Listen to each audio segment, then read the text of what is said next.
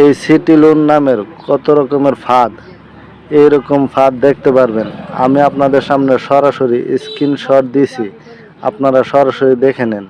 আমি cash out করছি, cash on delivery দিয়েছি, এখন টাকার উইথড্র হয় না। আসলে এটা মূলত ওনাদের একটা ফাঁদ। আপনারা সবাই সতর্ক থাকবেন এই ধরনের ওয়েবসাইট থেকে। আপনি মনে মনে ভাবতেছেন ভাই আপনি না জেনে বলতেছেন, আসলে ভাই আমি না জেনে বলতেছি না, আমি নিজে একজন ভুক্তভোগী। কারণ আমি ডিপোজিট করছি, আমার অ্যাকাউন্টে দেখাচ্ছে 10,000 টাকা লোন, আর 1,000 টাকা আমি যেটা দিচ্ছিলাম সেটা এখানে 11,000 টাকা দেখাচ্ছে।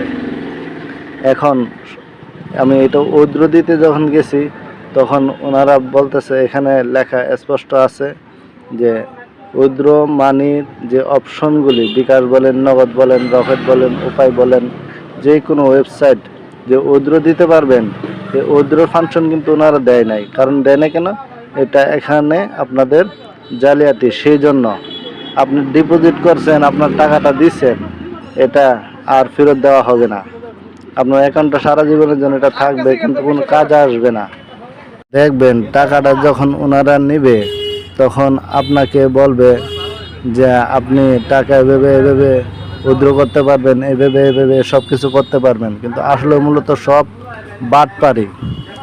এই যে আপনার সিটি লোন নামের যে স্ক্রিনশটটা আমি দিছি সেটা আপনারা দেখতেছেন। আপনার খেয়াল করবেন, আপনি যখনই টাকাটা ট্রান্সফার করবেন কিন্তু সেন্ড মানি করবেন, মানে এটা পার্সোনাল, অথচ ক্যাশ আউট দেয় না। এটাও একটা বাটপারি। আমি অনেক চেষ্টা করছি, অনেক চেষ্টা করার পরও হয় নাই। তারপর আমি নিজেও একজন ভুক্তভোগী হলাম। সেই জন্য আমি আপনাদেরকে এই ভিডিওটা শেয়ার করতেছি যে আপনারা আরও অনেক লোক আছে এরকম মরণ ফাঁদ নিয়ে বসে আছে।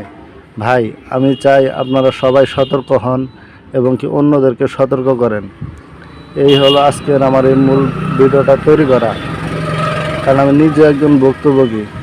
আমি চাই না যে আমার টাকা চলে গেছে অন্যজনের টাকা চলে যাক।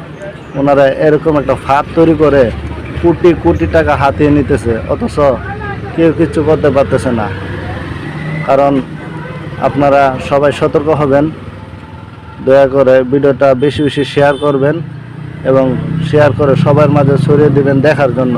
কারণ আপনার একটা শেয়ারের মাধ্যমে যদি আরও লক্ষ মানুষ ভাই বেঁচে যায়, অবশ্যই সবাই উপকৃত হব। আমার টাকা চলে গেছে, এতে আমার কোনো দুঃখ নাই, কেন আমি চেষ্টা করছি নেওয়ার জন্য। কারণ